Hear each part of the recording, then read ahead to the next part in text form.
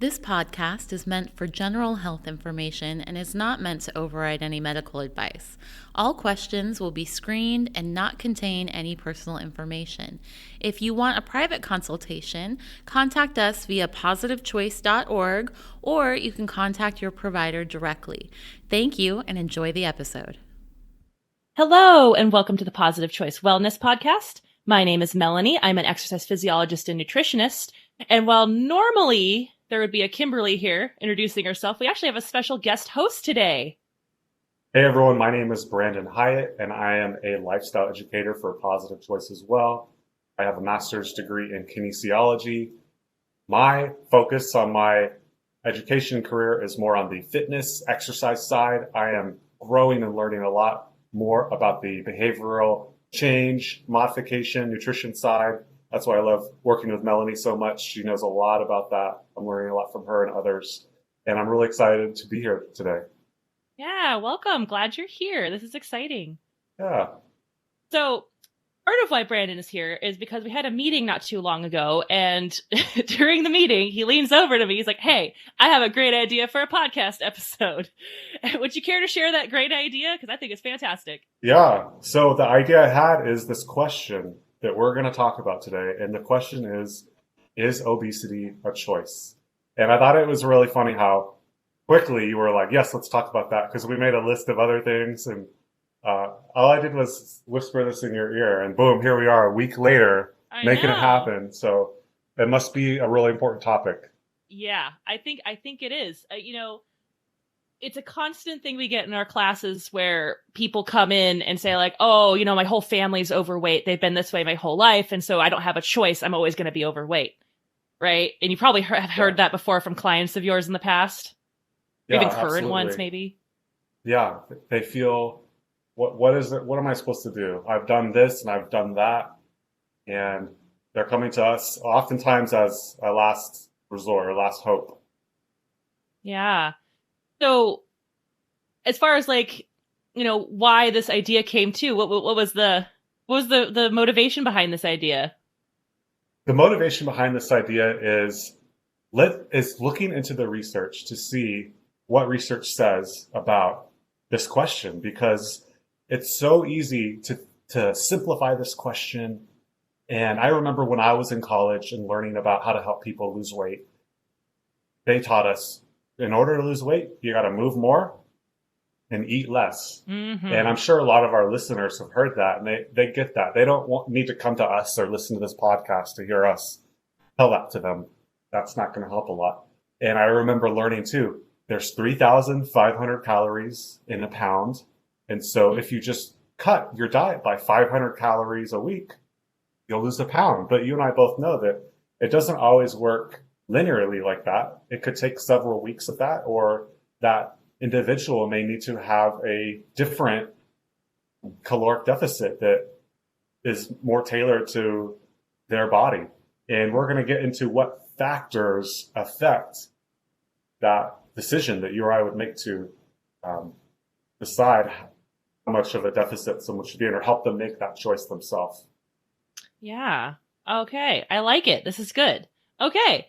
Well, I'm going to start off with a hard question, because this is one I've gotten way too many times in my classes, where someone will come up to me, or at least in class, maybe raise their hand to be like, they say, alcoholics, they have to drink, but it's they don't have to have alcohol in their house, but we have to have food. So it's impossible to not eat. You can't not eat. So that's why, we don't really have a choice. What would you say to, someone bringing that into the conversation?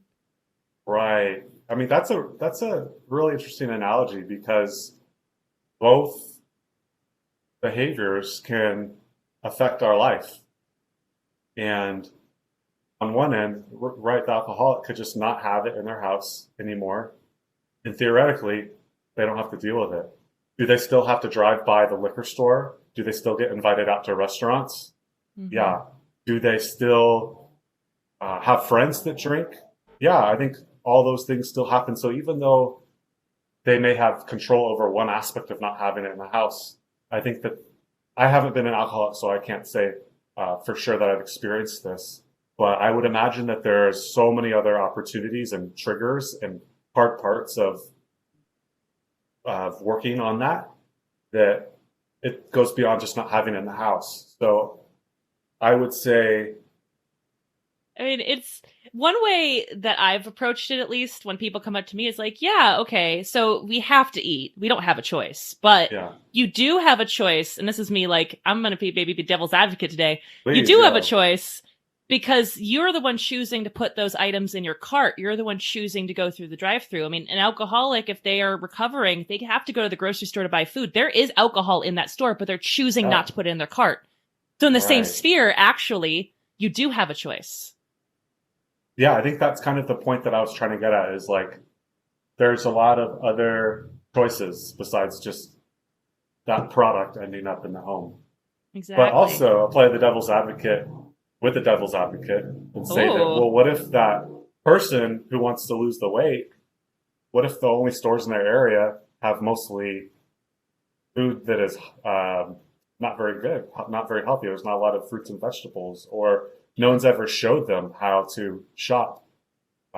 They could be at a nutritional education disadvantage as well. So it's like, how much control does that person really have not to put that in the cart if no one's ever shown them how to read a nutrition label or explain to them what the healthy plate model is and give them some practical strategies on how to improve on that, having that model be implemented into their life. so what I'm hearing is it's a little bit more complicated than just don't do it.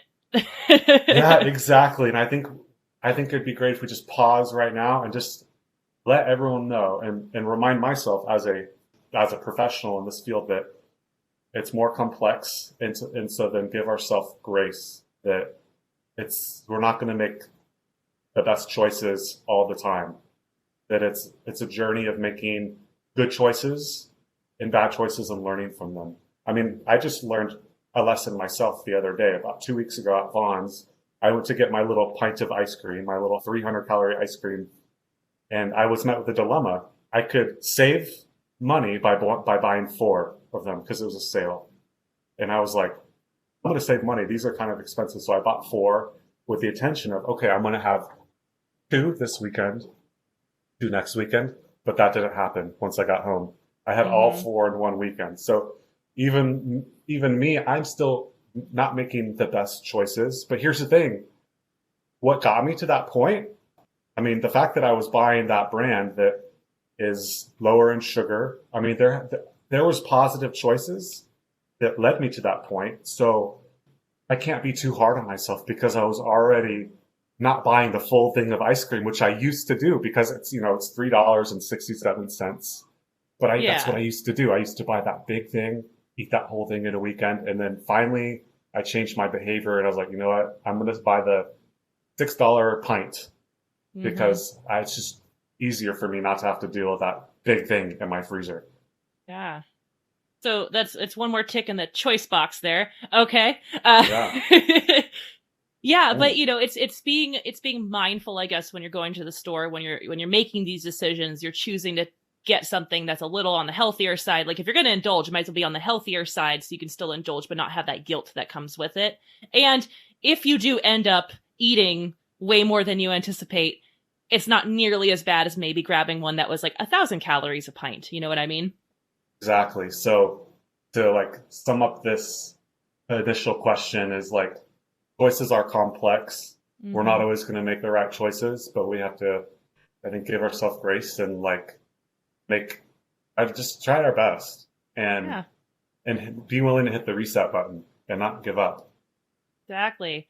Now, you said you had done like you looked into a few research articles kind of oriented around, you know, is obesity a choice? And I'm curious because we had chatted a little bit before we started as far as like what some of those things were. But what was one of the maybe the studies that popped out to you that was pretty significant in terms of the results or maybe what they found in general? Right. That's a great question. So one of the studies I read is a narrative review on the effects of overfeeding on body composition. So what that means is Okay. basically this research article looked at a bunch of different research articles to see if they could find some trends when it came to the effect of overeating or overfeeding on our body, the changes our body had as a result of that overfeeding. Mhm. And one of the really interesting things that I found was that a lot of these studies would overfeed people by 1,000 calories a day. That's a lot. And what they would find is that some individuals would actually lose some fat mass as a result of eating 1,000 calories extra a day for a few weeks, while some other people would gain 6 pounds. Oh, wow. So it's like, how could some people lose some weight or even not gain weight from eating 1,000 extra calories a day, but then other people gain weight? And what these results suggest from this narrative review is that genetics must play a role in determining body composition changes as a response to overfeeding. So you or I, Melanie, if we had like 1,000 calories extra a day, we may not end up gaining the same amount of weight because of our genetics and because of all these other factors. So let's talk about what some of these other factors are that go into play, right? Genetics it makes sense, right? But what are genetics? Well, genetics could be our metabolic rate. Mm-hmm. Our metabolic rate is how energy efficient our body is at using calories to live. My body might not need as many calories to live as yours, so therefore I could eat more without seeing extra weight come on the scale. Another genetic factor is the hunger hormones. You or I may have different levels of hunger hormones. So there's two main ones. There's ghrelin, and what ghrelin does is it makes us hungry. So think when your stomach is hungry, it goes grrr. So it's ghrelin. I have to tell you a funny story. I was shadowing a class, and one of the patients was asking the instructor, her name was Allie. It was for medical weight management. And it was back when I was an intern. And this patient's like, yeah. What's the name of the hormone that makes you hungry? The gremlins? The gremlins? And I can't not think of gremlins every time I hear ghrelin. Exactly. That's like another good way to think about it. Because like a gremlin. Don't feed him after midnight. Exactly. And then you have leptin, right? Leptin makes us feel full. And what is interesting about individuals with obesity is that they produce a lot of leptin because leptin is produced from adipose tissue, but their brain develops a resistance to it. So it's kind of similar to diabetes where we become insulin resistant. Well, there can be leptin resistance. So our brain isn't receiving those little keys to unlock the lock that says, okay, you're full. So our brain just is like, dude, we're not full. Give us more food. So that's why sometimes it may not be a simple choice for an individual with obesity because they're battling a hormonal difference in their brain. Whereas a non-obese individual has regulated levels of those hormones. And to add to that, yeah, go ahead. But yeah, to add to that too, there's also dopamine, right? Like that's another factor in there as well, where, our dopamine levels will rise before we even indulge in anything because it's an anticipation effect. We're like, ooh, that's going to happen. And then when it doesn't, they drop off so much, you feel almost impulsive, like you have to do it now because it's a driver. It's going to make you want to do it. So it's another factor to play in there too with that leptin resistance. Yeah. Dopamine it regulates our emotional behavior, our motivational behavior. And like a lot of us have probably heard about how drug addiction works, right? We take a drug and it releases dopamine, but then our brain becomes more resistant. So it needs more to get the same effect. Well, dopamine is released just for drugs, but for anything that we enjoy. And so recent evidence is suggesting that as with drug addiction, obesity with compulsive eating behaviors involve the reward circuitry of the brain, particularly the circuitry involving the dopaminergic neural substrates that release dopamine. And so those with individuals with obesity are going to have a different dopamine response, and their dopamine regulation is going to be different than a non-obese individual. So you're exactly right, Melanie, and bringing up the dopamine as another hormone that is involved in obesity. Obviously, I've heard that phrase. Let's move more. We've all heard it a million times. And then, like, every time I teach a class, I always come in like, just so you know, if it was that easy, I wouldn't have a job. So Like, this is job security, I guess, in a way. Yeah. And another really cool thing I just learned about was the effect of pregnancy, birth, and breastfeeding on obesity. I had no idea that those were linked at all, but those who are born with a vaginal birth are less likely to be obese in their adulthood. And those that are breastfed up to at least 6 months are also have been shown to not be obese and or be less likely to become obese into adulthood. And what could be some of the reasons, do you think, Melanie, for that? I mean, there obviously has a factor, I'm sure, with the microbiome in terms of the bacteria that you're exposed to through either of those scenarios. Absolutely. Earlier, when we were preparing for this, you'd said that you know a lot and you're really passionate about talking about the microbacteria in the gut. I love germs. Obesity. They're so fun. Yeah. So, what have you learned about that? Yeah, so obviously, like the microbiome, and we do have an episode on the microbiome for those of you listening as well, if you want us to deep dive a little bit more specifically into that realm. But for the sake of this conversation, I'll keep it a little more brief. But basically, there's your microbiome, which essentially is just the bacteria that live in and on you. So it just depends on what part of the body. You have a biome of bacteria. If we're referring to that, it comes down to the different types that you have. And the way the microbiome is, it's like a unique fingerprint to you, even though technically fingerprints aren't even that unique. But your microbiome is actually the most unique thing about you. And you want to have a proper balance in the microbiome. So if we pair this back to weight in terms of weight loss or weight gain or what's going on there's two major types of bacteria that we have in our system that are categorized. We have bacteroidetes and firmicutes. And the way I have to remember this is like a report card. So like B's are better than an F. So bacteroidetes being the better quality ones, firmicutes, I don't want to say worse because they have a job, but they tend to like the saturated fat, the high salt, the sugar, the junk, the kind of not so great quality foods that we consume. And when there's a higher percentage of those firmicutes in our system, we tend to have more impulses to eat poorly because that's the type of foods that they want. And because there's a connection between the brain and the gut-brain axis, they have a direct communication spot with your brain. So they're able to kind of make you want to have these things essentially because they're hungry. And that's usually most noticeable, especially for patients of ours who go through weight loss in the first couple of weeks when you haven't been eating any junk food and you're really trying hard. You notice those cravings are pretty intense, and it's likely that you're starving out those bacteria that want the junk. So that's a big driver as far as what we eat and also how we process the food. And I can get into the weeds on that one, but I'll let you talk first before I go off on a tangent. Well, I think that's a great segue because our gut microbiota, this is food.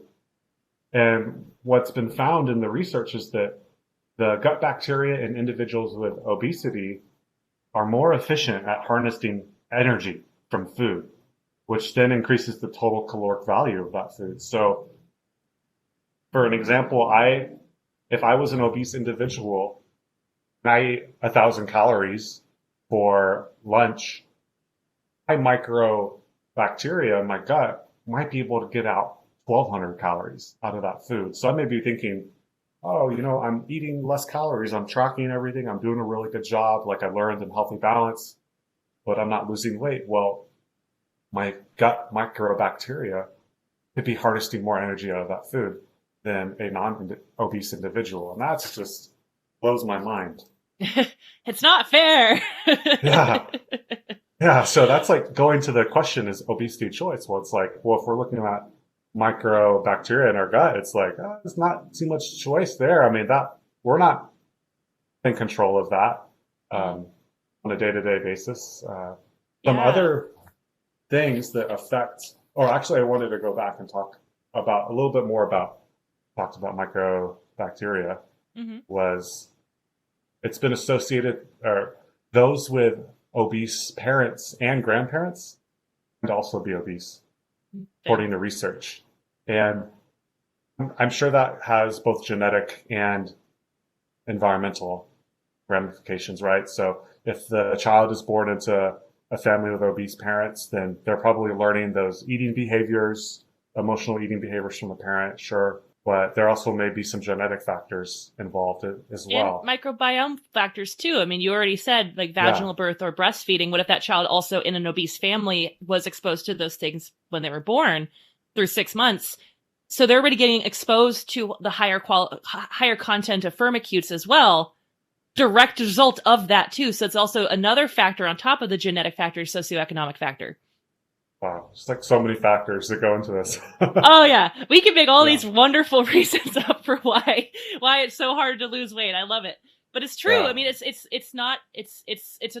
complicated layers and layers of complicated things on top of this, which could explain why researchers are. That's why we keep having research. They're constantly looking for the answer, right? Like, how can we stop obesity? And one other thing about breastfeeding is, well, if you're not breastfeeding, then the baby's having formula. And I looked into baby formula, and it has a different macronutrient profile than human milk. So formula is mostly from bovine milk, cow milk, and cow milk has a higher concentration of protein in it than human milk. And it has a different fat profile. So human milk has more unsaturated fats. Right. And we know that we want more of those, right? Polyunsaturated, monounsaturated. Mm-hmm. And then human milk has less protein. And it's hypothesized that cows have more protein because that cow needs to put on a lot of weight. And babies have a lot more, have different fat profile in human milk because the priority is not gaining a lot of weight really fast, but it's developing the nervous system. It's developing the brain. And so it needs those different fats. And so if a baby's life is being started out after birth with given a different blend of nutrients that it was not designed to have, then it makes sense that could affect the baby's growth. And that's what that could be one of the reasons why research shows that breastfeeding babies results in decreased levels of obesity going into childhood and adulthood. I feel like we're going to have some people. I just feel like we're going to have people who are going to yell at their parents. They're going to listen to this episode like, you didn't breastfeed me. Yeah. So what is another, you said furthermore, I'm sorry to interrupt. I was just thinking, God, these patients are going to be so angry. Okay. So I have a quick statistic on childhood obesity. So about 40% of children with excess weight will continue to be heavy into teenage years. So that means like 60% of them do lose the weight and go back to a non-obesity level weight. But once they're a teenager and they're overweight, 75 to 80% of overweight teenagers remain overweight and trend towards obesity going into adulthood. So that tells me how important it is during the adolescent stage of life, how important it is to teach children about nutritional education. Yeah, I would agree. I mean, we, as children, we essentially mirror our parents, or our guardians, or whoever's raising us. Like we imitate them. That's just how we learn as a child. And what people don't realize is if you have poor eating behaviors as a parent, you're eating junk food and you're eating processed stuff and not eating a lot of yogurt or fruits or vegetables, your child is watching you do that. And, it does affect them. Something I learned from a parent, she's like, yeah, I made a point when I had my kids to always have a bowl of fruit on the table at dinner every single time we had dinner. And so my kids will always eat fruit with dinner now. We don't have to make them. It was always there. It was always presented. We always did it. And it's just because you see it. They absorb it like a sponge. That's their job. That's what a kid does. So did you know a lot about protein when you were a kid and how important protein was? I was a product of a mom who was obsessed with diet culture. So I really knew about low fat, and protein was not something I knew much about other than we all know the popular diet in the early 2000s that had a resurgence like 2002, 2003. And I was a part of that group. And that was the high protein, low carb diet that was popular at the time. And so that was the only time I think I would ever had any basic knowledge of protein in my life. And I was probably about like 13, 14 years old. Okay, that's interesting because the reason I'm asking is because I have a study here by Webb and Annis et al. And what they did is they overfed people by 1,000 calories, but not every person was fed the same macronutrient distribution, meaning not all of them had the same amount of fat. in those 1,000 calories or the same amount of protein. So some groups they fed extra protein. So here it says that they gave one group a high protein diet of 20% protein. So that means that 200 of those 1,000 calories was coming from protein.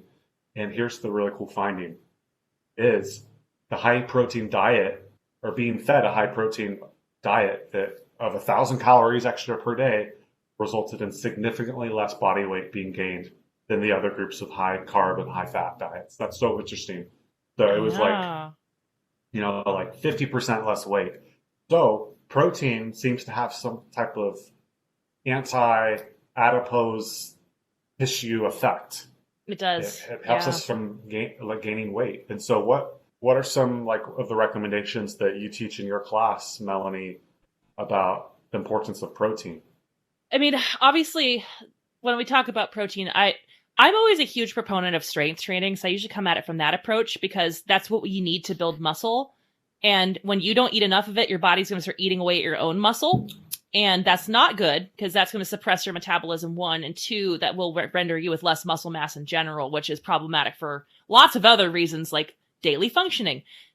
So I usually encourage them to eat at least, between 20 to 30 grams per meal. I know 30 feels like a lot, but I would say the average person probably is on the lower end of eating enough protein. Typically, You see that quite often. And we do know there's a strong connection between preservation of lean muscle mass and higher protein consumption. And when we're losing weight, guess what your body's going to lose because it thinks you're going to famine? Muscle. So you have to make sure you're eating enough to prevent the loss of muscle, coupled with strength training, because of course. And that's one way to preserve that lean muscle mass. But protein has to be there. And I just had this conversation with a group Wednesday because someone's like, aren't you supposed to eat protein after workout? I'm like, protein and carbs. Because people think just protein. I'm like, nope, protein burns in a carbohydrate flame. You got to have both. Right. And the protein timing window was a topic of serious contention several years ago. And we used to think, okay, if you don't have that protein right after your workout or within an hour, forget about it. You don't even try to have that protein later in the day.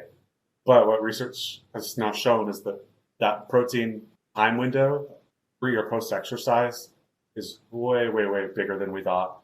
Basically, have protein sometime during the day that you're working Just eat out. protein. Eat protein. So we don't need to get scared or create fear about the timing of these exact things. But one other study about protein that I wanted to share in this podcast was that there was a group of people that was instructed to eat intuitively, but they were prescribed extra protein in their diet, I think by about 400 calories extra protein of a lean protein, like a grilled chicken or something like that. And these people were not keeping track of their calories at all, but the researchers were keeping track.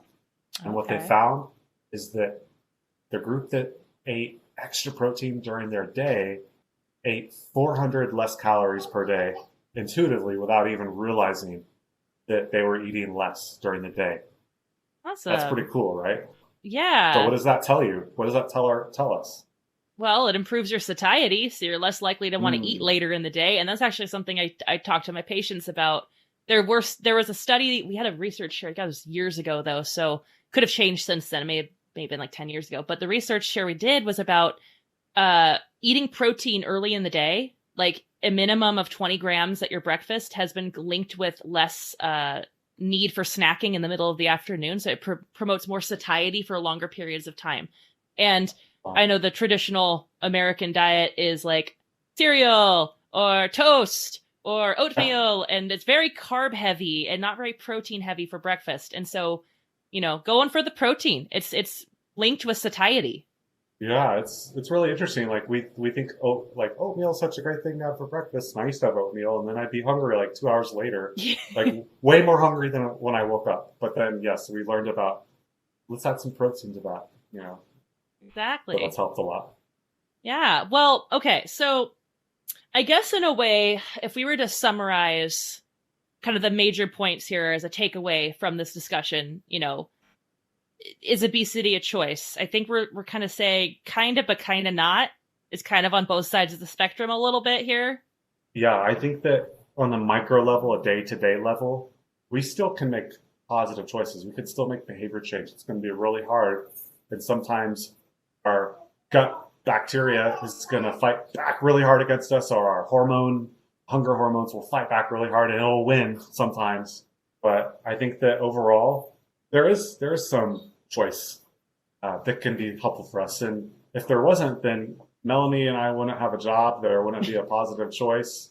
But we also want to acknowledge that that it is really hard, and there are some factors that sometimes just make it not a choice. Yeah, and I think, taking that and understanding that, sometimes, there are factors that make it not a choice, and not to be too hard on ourselves when it feels like we're not doing it, like we can't succeed. It's like, is it all you though? Or is it other things going on that could potentially be also contributing to this too? Because I think we also burden a lot of that blame, like shoulder it and say, yeah, no, this is my fault. I can't do anything right. When reality is, well, maybe there's some genetic factors. Maybe there's, early life exposure factors. Maybe there's socioeconomic factors. Maybe you're just not eating enough dang protein. Who knows? Well, that would actually be your fault, but that's fine. We're telling you now we're solving this problem, so that won't be your fault anymore. Right. And I know we're starting to land this plane on this discussion, but I'd just like to touch on a few other things that I think are important to know is that sleep plays a role in this. I saw a study that it was like after 7 hours of sleep, for every 1 hour less than 7, you have a certain percentage higher risk of obesity, according to researchers that surveyed everyone, looked at their weight and looked at their sleep. Another thing. That was a study that we had a discussion about sleep with Kate a few weeks ago, and she had, well, not a few weeks, like a couple months ago, but she was talking about, like, I think if you get less than 6 hours of sleep, you basically are set into a pre-diabetic state, which pretty intense. Wow. Oh yeah, I just found it right here. So compared with 7 hours sleep duration per day, the risk of obesity increases 9% for each 1 hour decrease in sleep duration, according to this systematic review on the association between sleep duration and obesity risk. Yeah. Another thing, has anyone heard about NEAT, non-exercise activity thermogenesis? That's a really fancy way for saying the calories we burn by moving around. Well, we think that, I need to exercise more. We got to move more to lose weight. And we think just going to the gym or doing some sort of structured exercise. But exercise maybe only accounts for like 10% of the calories we burn through physical activity. And so some people may inherently fidget and move and want to stand up more during meetings or stand up at their desk more than other people. And those calories add up, because think about it. We may only have time to work out for 30 minutes or 60 minutes, but we are working for probably around 8 or more hours a day. And those 8 hours can really add up if we are standing. Yeah. So that's another factor that goes into obesity. Yeah, I was thinking about it too. And the way I would phrase it, I've done this before, it's like, I call it an active couch potato. You get your 30 minutes in and then you sit on your butt the rest of the day. Active couch potato. Don't be one of those. Move as much as you can. Opportunities for movement. Get out there, move, stand up, move. It doesn't matter what you do, just move. I just heard that phrase coined yesterday, active couch potato. I was like, oh no, that's kind of me. Now that I think about it. I work out on a good week 4 times a week.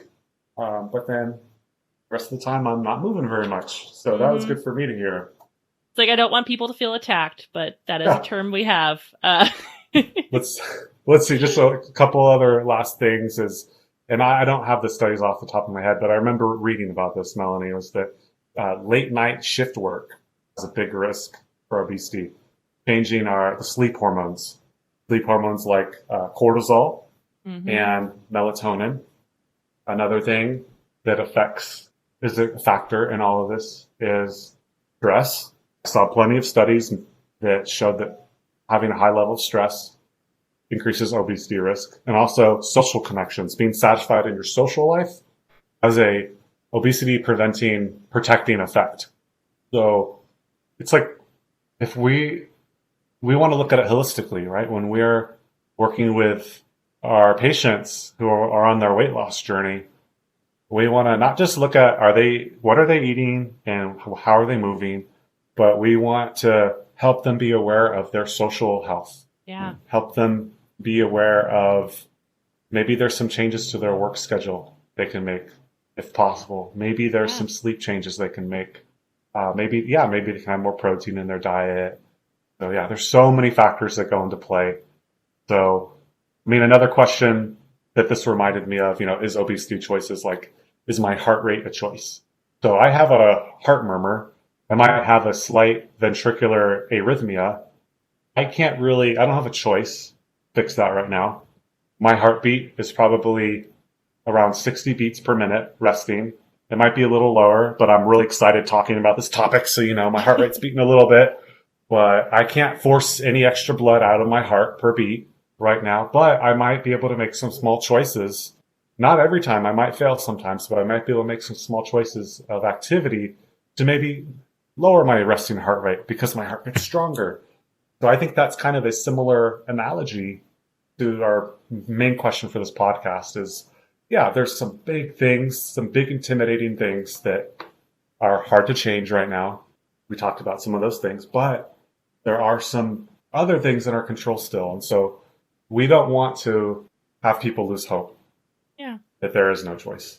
Yeah. And I think that's a great place to end because we don't want people to lose hope, and it is hard. And I just want everyone out there who may feel like they're struggling to just don't stress. Like, you're one of many people. There are researchers out there working day and night trying to solve this problem, trying to answer that question. And at the end of the day, you just do the best you can, eat as healthfully as you can, move as much as you can, sleep as much as you can, just do the basic things you need to do, and you'll be able to make it through. It'll get easier. It's just a step-by-step process. Yeah, and my encouragement would be okay, be willing to hit the reset button. We're going to need to hit it a lot on our health journey.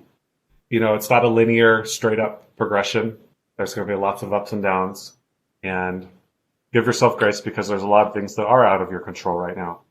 But we want to encourage you and as professionals to help you find the things that are still in your control. They may not seem like a big deal. I just had to tell a patient this week, I need you to be okay with an absurdly small baby step right now. Because if you're not okay with the small baby step, to make progress.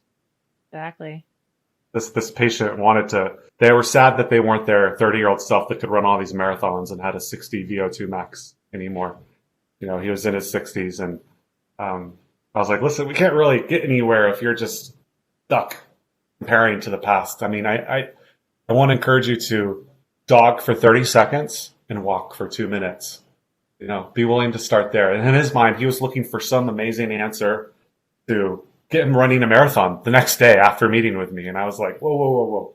Got to give yourself permission to be okay with an absurdly small baby choice. So while there may be some big choices that we can't control when it comes to obesity, there are some small baby choices that will make a difference. Love that. That's a great place to end. Thanks, Brandon. Yeah, no problem. Thanks for having me on, Melanie. It was a pleasure. Yeah, absolutely. And then for our listeners out there, make sure you like, share, subscribe. We offer many services at Positive Choice that can help you and guide you along on this journey. Brandon works with people. He can help you too directly. But with that being said, until next time, everybody. Bye.